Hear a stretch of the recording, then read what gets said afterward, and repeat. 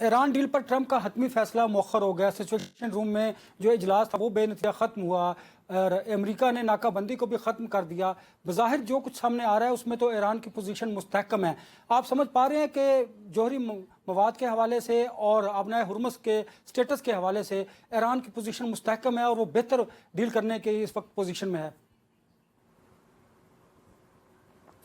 دیکھیے انور صاحب، آپ اور میں اس نشست پچھلے دو ایک مہینے سے 2-2.5 مہینے سے جب سے یہ شروع ہوئی اس کے اوپر بات کر رہے ہیں، اور خاص طور پہ جب سے سیز فائر ہوا، جو پہلا سیز فائر تھا،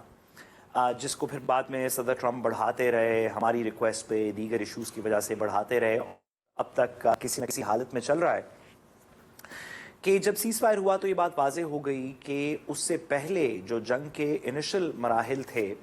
اس کے اندر ایران کو اس طرح کا نقصان انفارچونیٹلی پہنچا، جس میں خاص طور پہ ان کے رہبر امام خامنئی کی شہادت اور علی لاریجانی کی شہادت اور اس طرح کی بڑے بڑے اور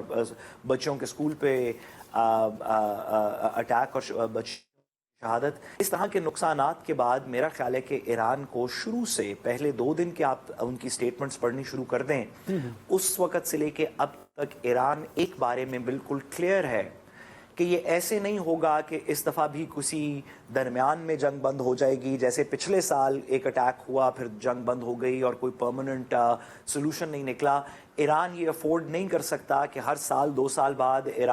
اسرائیل اور امریکہ اور دیگر کچھ طاقتیں اکٹھی ہو کے اپنی نئی اسٹریٹجی کے ساتھ پھر آئیں، پھر سے حملہ کر دیں، پھر سال بعد آئیں حملہ کر دیں، جیسے کہ پچھلے 2 سال کے اندر پچھلے سال بھی حملہ ہوا، اس سال بھی حملہ ہوا، اور ایران کو اتنا نقصان سہنا پڑا اس دفعہ کے انیشل حملے میں اپنی پرسنالٹیز میں، اپنی شاموں میں، کہ میرا خیال ہے ایران نے فیصلہ کیا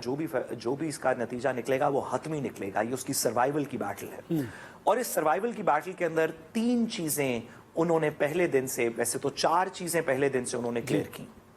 ایک یہ کہ ایران پہ جنگ یا ایران پہ جنگ کا خاتمہ اکیلے نہیں ہوگا، پورا ایکسس آف ریزسٹنس پہ جنگ کا خاتمہ ہوگا، جس میں وہ کہتے ہیں سیریا اور خاص طور پہ لیبنان کے اندر جو حزب اللہ کے اوپر کے اٹیک تھے وہ ختم ہو گئے۔ دوسری بات وہ یہ کرتے ہیں ہرمز کے اوپر انہوں نے شروع میں کہا سوورینٹی ایران کی تسلیم کی جائے، چلیں کہ سوورینٹی پوری طرح نہیں بھی تسلیم ہوتی تو ایک میجر آف کنٹرول تسلیم کیا جائے، ایران کی چوائس کہ وہ اس کے اوپر ٹول کلیکٹ کرے گا نہیں کرے گا، کن ممالک سے کرے گا، کن پروڈکٹس پہ کرے گا، کن کنڈیشن پہ کرے گا، فری پاس پہ کرے گا، لیکن دنیا تسلیم کرے کہ ایران ہرمز کو کنٹرول کر سکتا ہے، اور امریکہ بھی اگر بلاکیٹ کر دے تو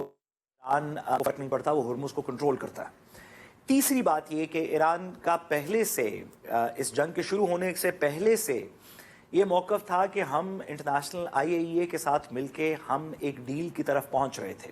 اس ڈیل کے اندر ہم اپنی یورینیم انریچمنٹ کو کم کر سکتے ہیں، اس کو یہ انشور کر سکتے ہیں کہ ٹرانسپیرنٹلی وہ ویپنز گریڈ نہ ہو، وہ دیگر چیزوں کے لیے، ریسرچ کے لیے، ایگریکلچر کے لیے، پاور جنریشن کے لیے، میڈیسن کے لیے، اس طرح کی چیزوں کے لیے استعمال کی جائے۔ وہ اس چیز پہ لیکن کبھی بھی نہیں تھا پہلے سپرویژن کے اندر، لیکن ہینڈ اوور نہیں کروں گا نیوکلیئر مٹیریل۔ اور چوتھی اور آخری بات، کیونکہ یہ اب 2 دفعہ ہو چکا ہے کہ پچھلے سال بھی اٹیک ہوا اور اس سال پوری جنگ ہوئی، کہ اور ایران نے اس کے جواب میں ان کے مطابق کیونکہ یہ اب 2 دفعہ ہو چکا ہے کہ پچھلے سال بھی اٹیک ہوا اور اس سال پوری جنگ ہوئی، کہ اور ایران نے اس کے جواب میں ان کے مطابق 2880 ملٹری ٹارگٹس امریکہ کے جو گرد و نواح کی بیسز میں، گرد و نواح کے ممالک کی بیسز میں تھے وہ ہٹ کیے۔ تو ایران کا یہ کہنا ہے کہ اب یہاں پہ جو بھی سولوشن نکلے گا اس میں امریکن اٹیک پریزنس ایران کے بارڈرز پہ موجود نہیں ہوگی، یعنی کہ بیسز کو ختم کر، اسی وجہ سے خطے کے اندر جنگ پھیل رہی ہے کہ امریکن بیسز کی پریزنس ہے۔ امریکہ نے اگر کوئی اٹیک کرنا ہے تو یورپ سے فلائی کرے، امریکہ سے فلائی کرے، کہیں اور سے کرے، لیکن یہاں پہ جو ایران کے گرد و نواح میں امریکن بیسز ہیں جو اٹیک کرنے کی ایبلٹی رکھتی ہیں وہ ختم کی جائیں۔ آج تک ایران ان 4 چیزوں کے اوپر ریلنٹ نہیں کر رہا کیونکہ وہ جنگ جیتا ہے، اور یہ 4 کرٹیکل چیزیں ہیں۔ ایک، واپس کے پورے ایکسس کے خلاف، ایکسس آف ریزسٹنس کے خلاف جنگ ختم ہو، خاص طور پہ لبنان کے اندر حزب اللہ کے خلاف اور یمن میں ہوتیز کے خلاف۔ دوسرا یہ کہ ایران اپنے اپنا نیوکلیئر مٹیریل گیو اپ نہیں کرے گا، یعنی کہ اپنا نیوکلیئر مٹیریل امریکہ کو نہیں دے گا، اس کو خود وہ سپرویژن کے اندر ڈاؤن سکیل کر سکتا ہے۔ تیسرا یہ کہ ہرمز کے اوپر کوئی کنٹرول اس کا اسٹیبلش اور تسلیم کیا جائے، اور چوتھا یہ کہ امریکن بیسز اس خطے سے نکلیں۔ یہ چار ڈیمانڈز، باقی کے پیسے ریلیز ہوں گے نہیں ہوں گے، فنڈز ریلیز ہوں گے، اس پر نیگوشیشن ہو سکتی ہے۔ کیا ممکنہ امن معاہدے کے بعد خطے میں پیس کو آپ دیکھ رہے ہیں؟ کیونکہ ایران کے دفاعی نیٹ ورک پر نئی امریکی پابندیاں معاہدے کے ماحول کو متاثر کر سکتی ہیں۔ دیکھیے، کسی بھی معاہدے کو دیر پا ہونے کے لیے ضروری ہے کہ آئیڈینٹیفائی کیا جائے کہ اس کے اندر سپوائلر کون ہے اور سپوائلر کا کیا علاج ہے۔ اس سارے معاہدے کے اندر نہ امریکہ سپوائلر، میرا خیال ہے کہ اگر ایک ڈیل ہو جائے واقعی تو نہ امریکہ سپوائلر ہوگا، نہ ایران، نہ دیگر خلیجی ممالک، نہ پاکستان، نہ کوئی اور۔ اس میں ہوگا تو اسرائیل ہوگا۔ اسی کے اسرائیل کے یہ اور نیتن یاہو کے یہ انٹرسٹ میں ہے کہ کسی طریقے سے امریکن ڈالرز پہ، American taxpayer, American military, American equipment استعمال کرتے ہوئے اس نیتن یاہو کے دشمن ایران کے اوپر بمباری کریں، اور اگر اسی سانحے کے اندر باقی کے خلیجی ممالک کے اندر کسی طریقے سے آگ لگ جائے، نیتن یاہو کو میرا خیال ہے خوشی ہوگی، کیونکہ